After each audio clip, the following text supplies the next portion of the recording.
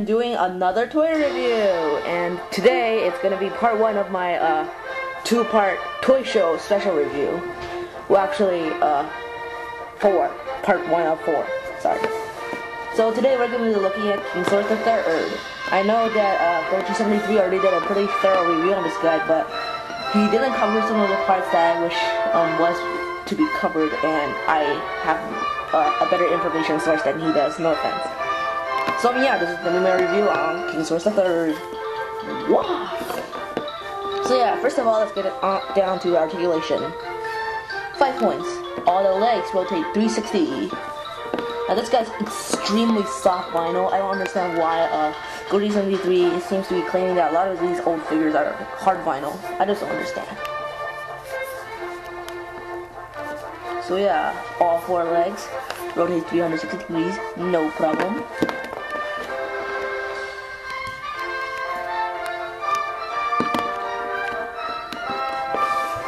And the head rotates 360 degrees, no problem either.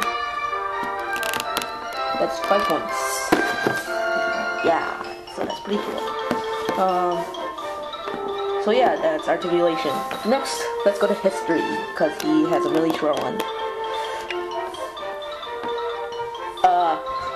Kingsaurus III first appeared in Ultraman Jack episode 4, called Instant Kill, the Comet Kick. Where he was the first monster to actually beat Ultraman Jack. Well, he was beaten alive in this show, but you know, he was the first one to actually accomplish the task with his 2 horns right here.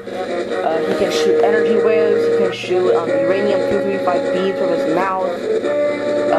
He can make an energy barrier that was open at the top. He can shoot beams, he can drive his horns into, he can pierce an ultra's skin. So yeah, this is one hell of a dinosaur. So eventually he beat Jack by stabbing him in his thigh and then stabbing him in the knee, and then, you know, wasting all his energy because, you know, Jack was dumb enough to, you know, waste all his energy trying to break his barrier. And then he retreats. And then Gold just, you know, becomes an idiot, you know, like, I can't believe I lost to this dumb dinosaur, and I beat him. I was like, so he starts carrying this log up onto the mountain, and he's supposed to jump to the other side. You know, I think it was pretty weird. So yeah, Kingsaurus III didn't reappear until later that episode, until when he was attacking a uranium power plant, nuclear power plant, sorry. And Jack had to show up and fight him again. He just stands there, you know, thinking about his previous fight, and finally realizes that all his energies come with his horns. He jumps up, does the comet kick, whatever.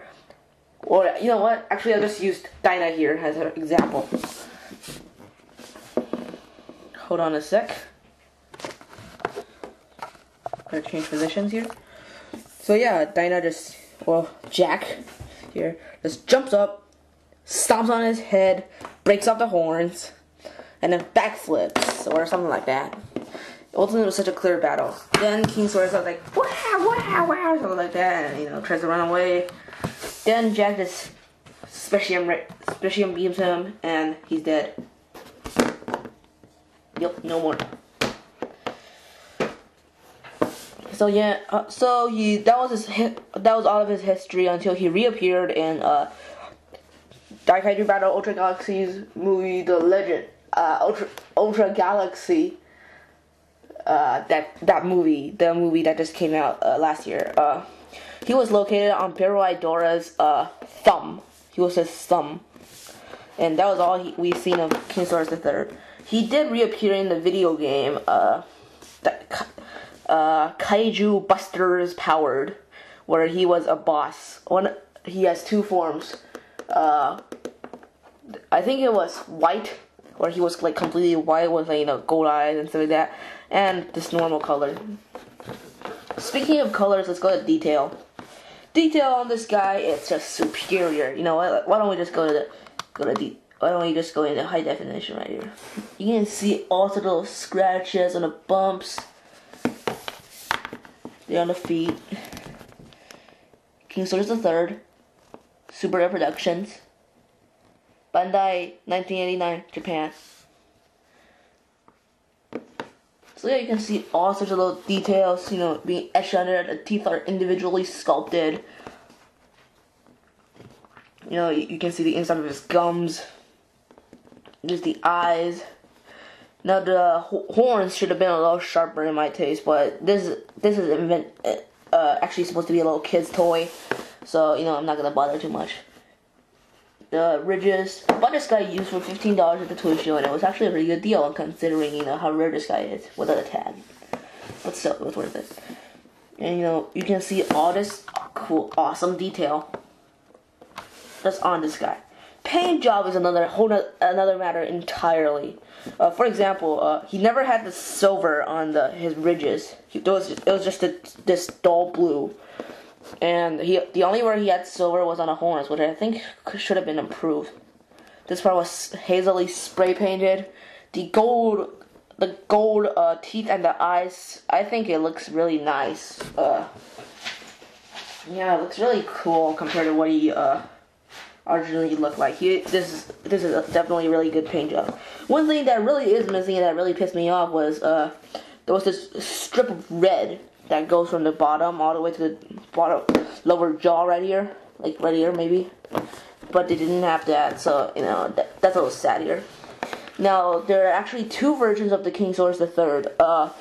I think I have the movie edition one. They used to sell this video cassette called Ultra Monsters